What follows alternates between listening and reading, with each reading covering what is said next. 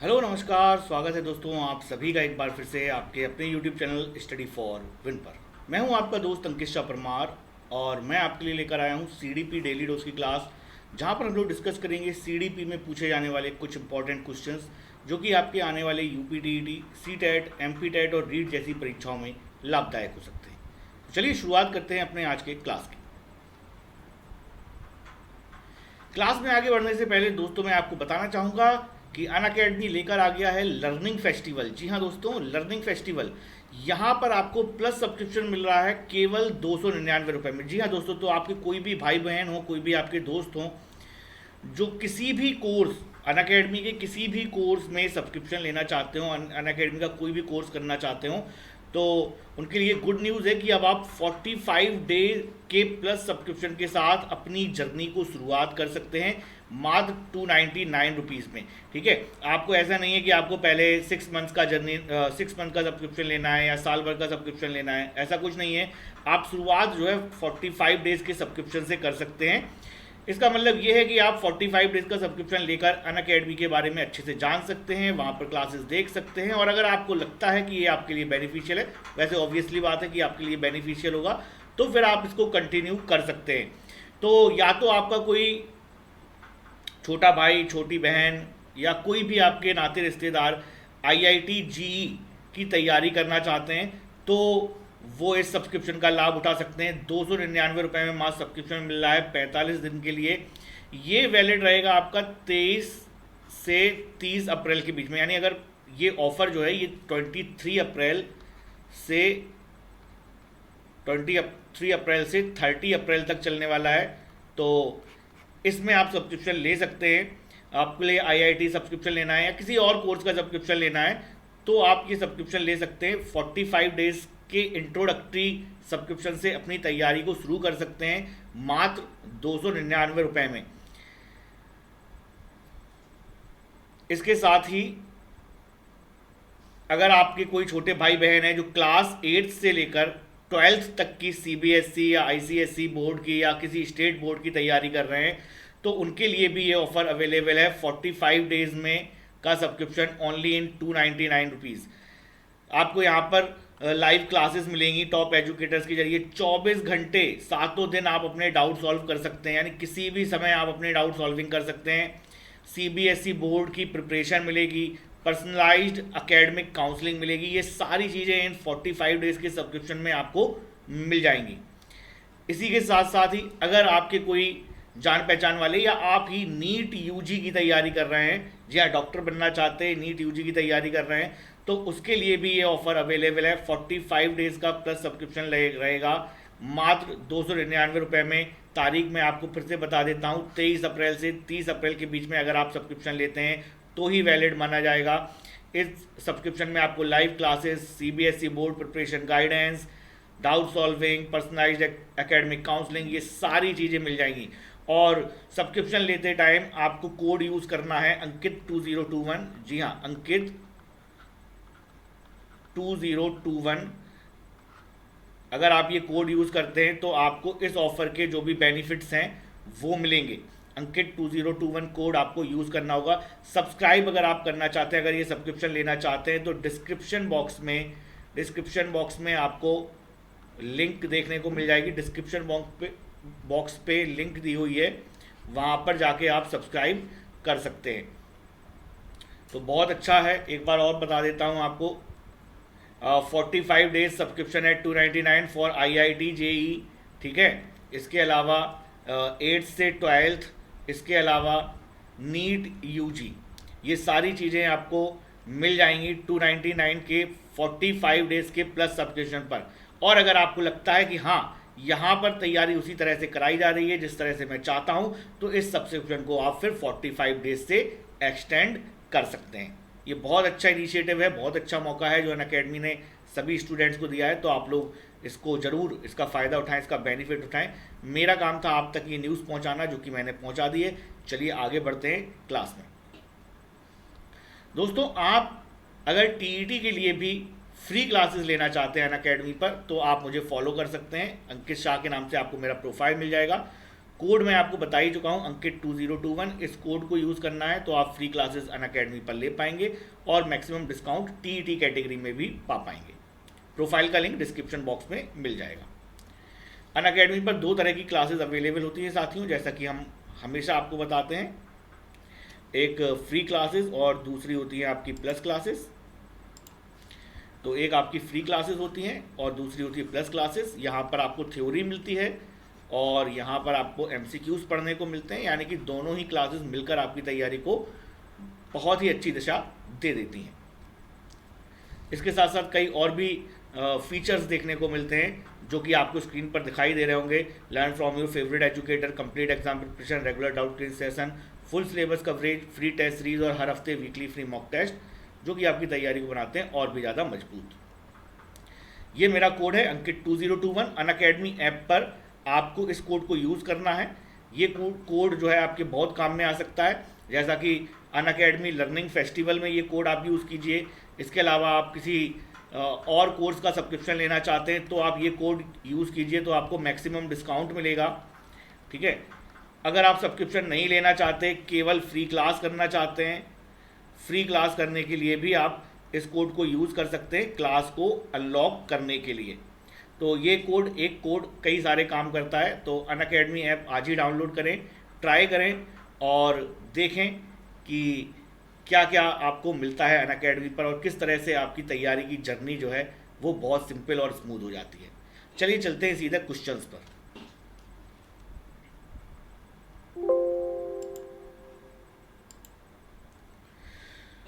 कल के सेशन में हम लोगों ने 225 तक क्वेश्चंस कंप्लीट कर लिए थे। आज 226 से आगे बढ़ेंगे। 226 क्वेश्चन आपके सामने हैं। चरित्र निर्माण में कौन सा कारक है जो सहायक नहीं है? चरित्र निर्माण में कौन सा कारक है जो सहायक नहीं है? 4 ऑप्शन आपको दिए हैं, आदत, इच्छा, अनुकरण और निर्देश। क्या चीज़ है जो चरित्र निर्माण में सहायक नहीं हो सकती है, जिससे चरित्र निर्माण में कोई भी असर नहीं होता है? तो सही जवाब होगा ऑप्शन नंबर डी, निर्देश। ठीक है, चलिए आगे बढ़ जाते हैं। क्वेश्चन नंबर 227 आ रहा है, बाल काल का समय कब होता है? जी हाँ, बाल काल का समय कब होता है, यानी वर्ष बताना है आपको, किस वर्ष से किस वर्ष तक का समय बाल काल माना जाता है। 4 ऑप्शन आपके सामने आपको दिखाई दे रहे होंगे, गैस कर लीजिए, अपना आंसर नोट डाउन कर लीजिए, उसके बाद मैं बताता हूं आपको सही आंसर क्या होगा। तो दोस्तों 1 से 3 वर्ष पूर्व शैशव काल होता है, 3 से 6 वर्ष उत्तर शैशव काल होता है और 6 से 12 वर्ष तक, 6 से 12 वर्ष तक की जो अवधि होती है इसको हम लोग बाल काल का समय कहते हैं। तो राइट ऑप्शन हो जाएगा ऑप्शन नंबर सी, 6 से 12 वर्ष। 12 से 18 फिर आपका किशोर अवस्था आ जाता है। इसका सही जवाब होगा 6 से 12 वर्ष।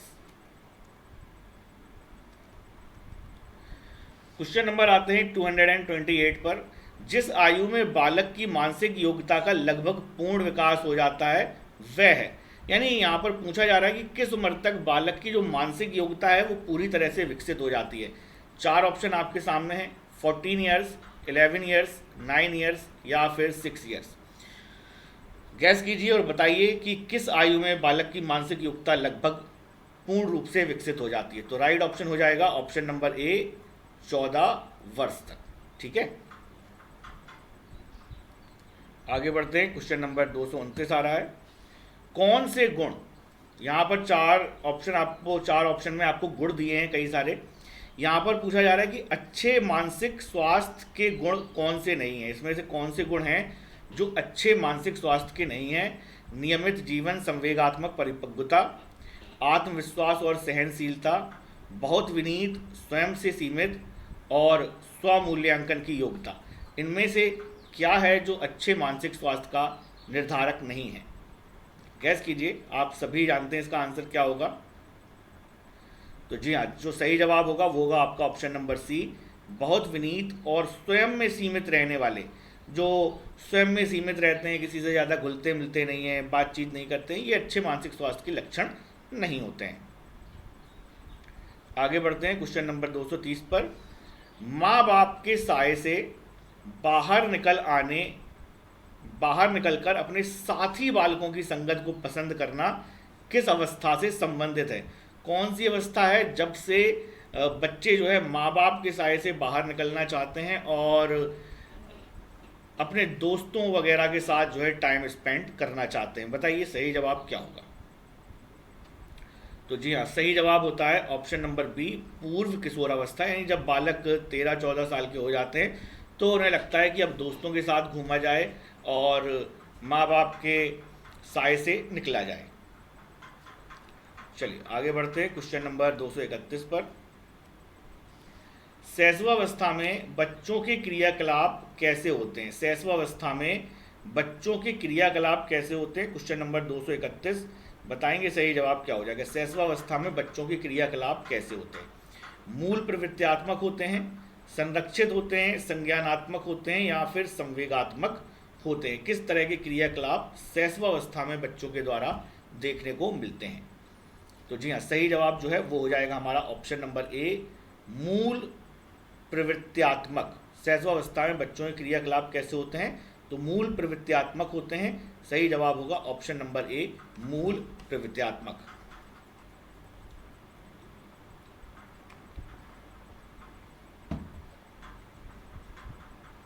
आगे बढ़ते हैं, 232 क्वेश्चन आ रहा है। विकास का संबंध परिपक्वता से वही है जो उद्दीपन का डैश से है। बताइए, विकास का संबंध परिपक्वता से वैसे ही है जैसे उद्दीपन का संबंध इन चारों में से किससे है? परिवर्तन, प्रतिक्रिया, प्रयास या फिर परिणाम? तो हम सभी को पता है उद्दीपन यानी स्टिमुलस जो होता है उससे उसका संबंध किससे होता है? उसका संबंध होता है प्रतिक्रिया से। राइट ऑप्शन होगा ऑप्शन नंबर बी। विकास का वही संबंध परिपक्वता से है जो उद्दीपन का प्रतिक्रिया से होता है। आगे बढ़ते हैं क्वेश्चन नंबर 233 पर। बच्चों के सामाजिक विकास में डैश का विशेष महत्व होता है। बच्चों के सामाजिक विकास में बताइए किस चीज़ का बहुत ज़्यादा महत्व होता है? खेल, बाल साहित्य, दिनचर्या या फिर संचार माध्यम? बच्चों में सामाजिक विकास का विशेष महत्व होता है। किस चीज़ का विशेष महत्व होता है ये आपको बताना होगा। तो जी हाँ साथियों, सही जवाब हो जाएगा ऑप्शन नंबर ए, खेल यानी कि गेम्स। गेम्स का बहुत ज़्यादा महत्व होता है। प्लेग्राउंड में बच्चे सामाजिकता के कई सारे गुण सीखते हैं। क्वेश्चन नंबर 234 पर आते हैं। कोलवर्ग का विकास सिद्धांत किससे संबंधित है? भाषा विकास से या संज्ञानात्मक विकास से या फिर नैतिक विकास से या फिर सामाजिक विकास से? क्वेश्चन नंबर 234, बताएंगे कोलवर्ग का विकास सिद्धांत किससे संबंधित होता है? भाषा विकास, संज्ञानात्मक विकास, नैतिक विकास या फिर सामाजिक विकास? तो जी हाँ, बिल्कुल सही जवाब बताएंगे साथियों क्या हो जाएगा? तो जी हाँ, जो सही जवाब होगा वो होगा ऑप्शन नंबर सी, यानी कि नैतिक विकास। कोलवर्ग का विकास सिद्धांत किससे संबंधित है? नैतिक विकास से।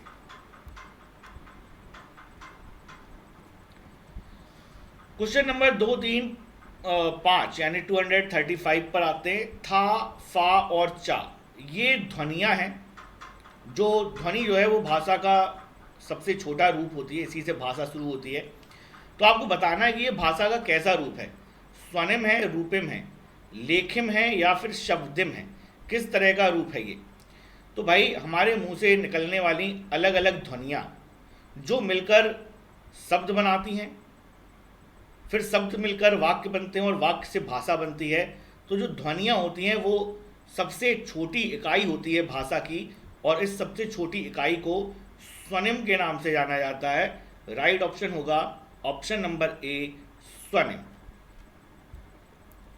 आगे बढ़ते हैं क्वेश्चन नंबर 236। बालकों की सोच अमूर्तता की उपेक्षा मूर्त अनुभवों एवं कृत्यों से होती है, यह अवस्था कौन सी है? यानी अमूर्तता से उनका अनुभव नहीं होता है, बल्कि मूर्त अनुभवों से और कृत्यों से उनकी सोच डिपेंड होती है। ये अवस्था कौन सी है ये आपको बताना है। ये संज्ञानात्मक विकास की 4 अवस्थाओं में से एक हैं। तो 7 से 12 वर्ष, 12 से वयस्क तक, 2 से 7 वर्ष या जन्म से 2 वर्ष? बताएंगे 236 का सही जवाब क्या होगा? तो 236 का जो सही जवाब होगा साथियों वो होगा आपका ऑप्शन नंबर ए 7 से 12 वर्ष तक। 7 से 12 वर्ष तक की अवस्था को मूर्त संक्रियात्मक अवस्था कहते हैं। मूर्त संक्रियात्मक अवस्था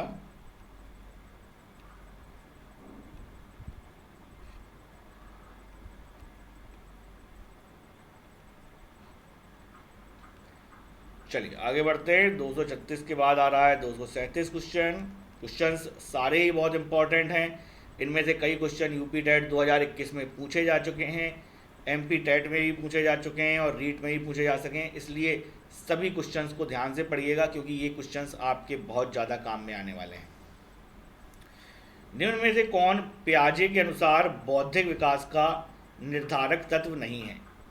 ए सामाजिक संचरण, बी संतुलीकरण, सी अनुभव और डी इनमें से कोई नहीं।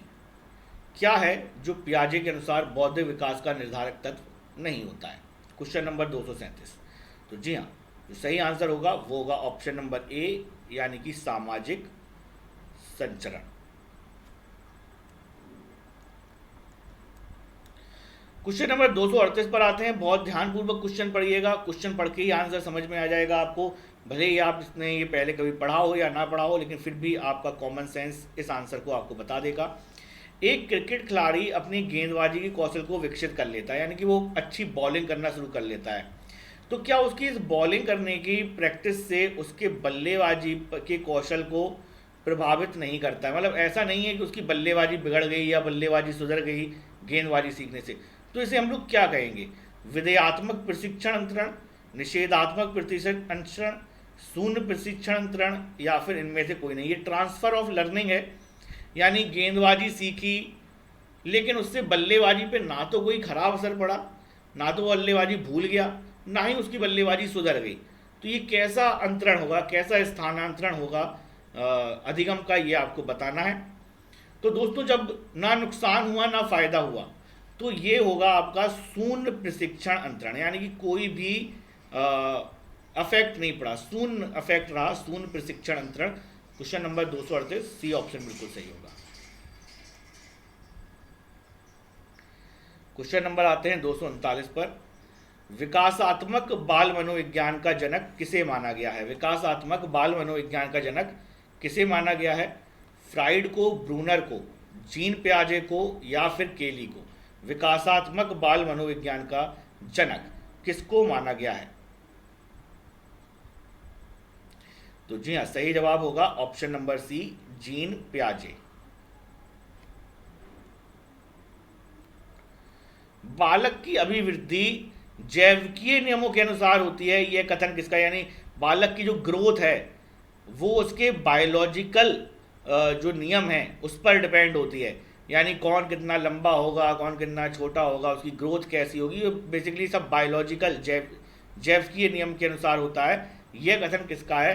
बीपी सिंह, हर्बर्ट स्पेंसर, क्रॉगमैन या फिर गेजेल?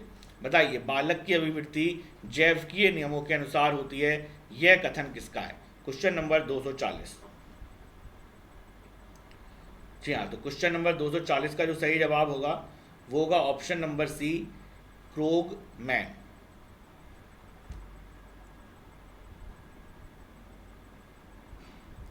आगे बढ़ते हैं 241 पर।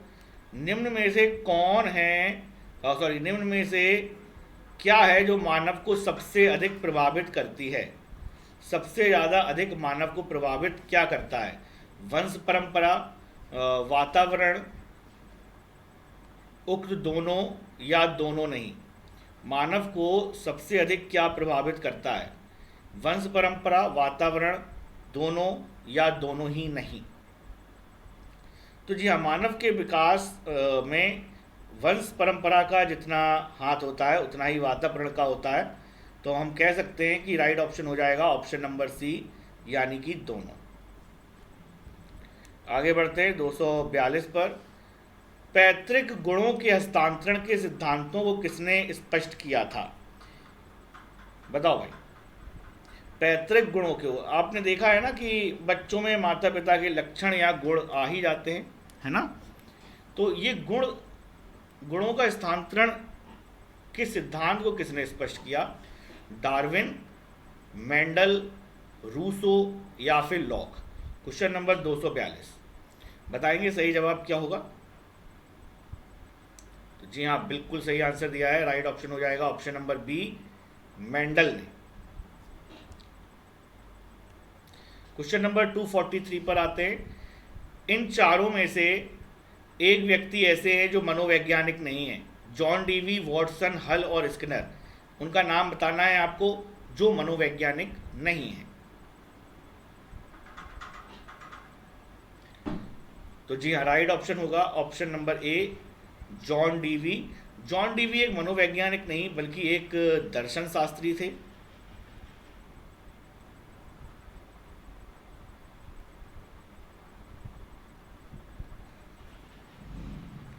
ठीक है, तो जॉन डीवी एक मनोवैज्ञानिक नहीं बल्कि एक दर्शन शास्त्री हुआ करते थे।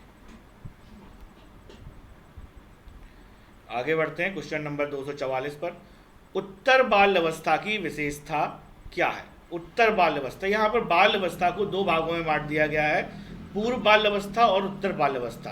तो बताइए उत्तर बाल अवस्था की विशेषता क्या होगी। आत्मनिर्भर होना, मित्र मंडली या समूह का निर्माण करना, स्वतंत्र होना या उपरोक्त सभी। जैसे कि हम सभी को पता है 6 से 12 वर्ष की उम्र जो है आपकी बाल अवस्था होती है। इसमें से 6 से 8 आपकी पूर्व बाल अवस्था होती है और 9 से 12 आपकी उत्तर बाल अवस्था होती है। आपको यहाँ पर उत्तर बाल अवस्था की विशेषता बतानी है, तो सही जवाब होगा ऑप्शन नंबर डी, उपयुक्त सभी। ठीक है, उपयुक्त सभी। उत्तर बाल अवस्था की विशेषता क्या होगी भैया, उपयुक्त सभी। आगे बढ़ते हैं क्वेश्चन नंबर 245 पर। व्यक्ति एवं बुद्धि में वंशानुक्रम की क्या भूमिका होती है। व्यक्ति एवं बुद्धि में वंशानुक्रम की क्या भूमिका होती है। नाम मात्र की भूमिका होती है, महत्वपूर्ण भूमिका निभाता है वंशानुक्रम, या अपूर्वानुमेय भूमिका निभाता है, या आकर्षक भूमिका निभाता है। किस तरह की भूमिका जो है निभाई जाती है व्यक्ति एवं बुद्धि में वंशानुक्रम की। तो जी हाँ, सही जवाब होगा ऑप्शन नंबर बी, एक महत्वपूर्ण भूमिका निभाता है। आगे बढ़ जाते हैं क्वेश्चन नंबर 246 पर।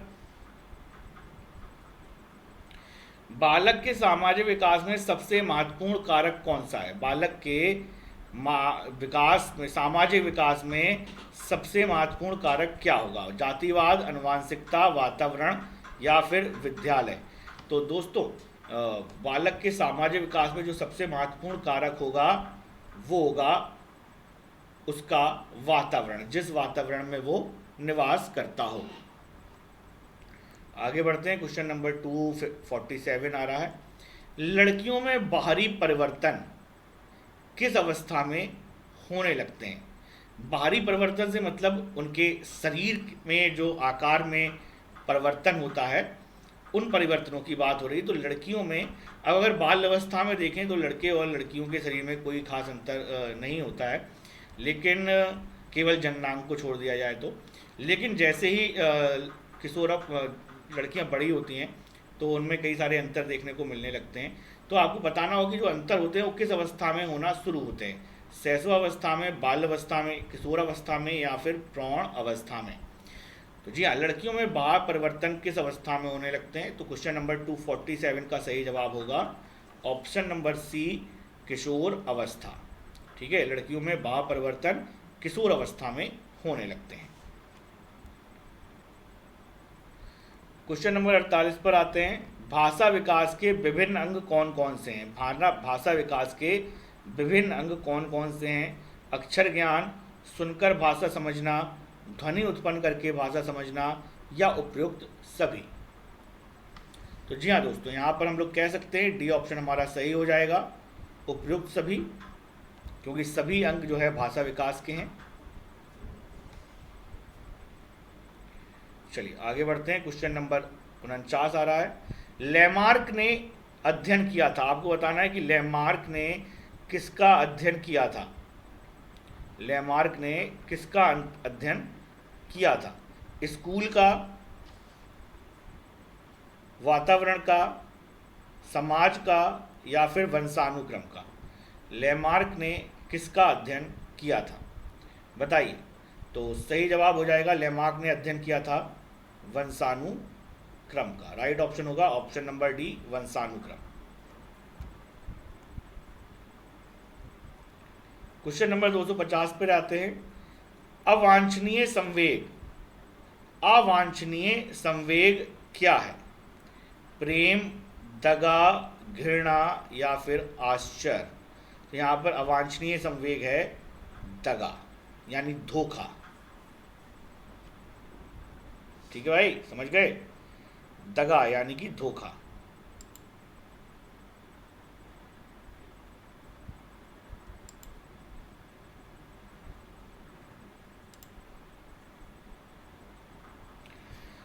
चलिए आगे बढ़ते हैं क्वेश्चन नंबर 251 पर। बालक के खेल के विकास को प्रभावित करते हैं शारीरिक स्वास्थ्य, वातावरण, खाली समय या उपयुक्त सभी? बालक के विकास को क्या चीज़ें हैं जो प्रभावित करती हैं? तो सही उत्तर होगा ऑप्शन नंबर डी, उपयुक्त सभी।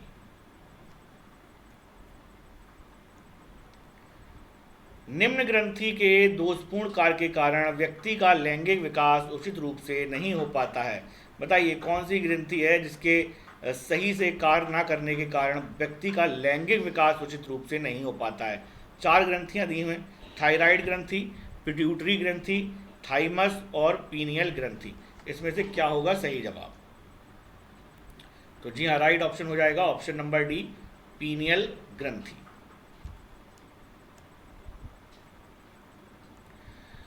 अतिरिक्त शक्ति का सिद्धांत किससे संबंधित है? अतिरिक्त शक्ति का सिद्धांत किससे संबंधित है? बुद्धि, स्मृति, खेल या पढ़ने से? सही जवाब होगा खेल। प्रथम बाल निर्देशन केंद्र किसके द्वारा खोला गया? प्रथम बाल निर्देशन केंद्र किसके द्वारा खोला गया? तो सही जवाब होगा ऑप्शन नंबर बी, विलियम हिली के द्वारा।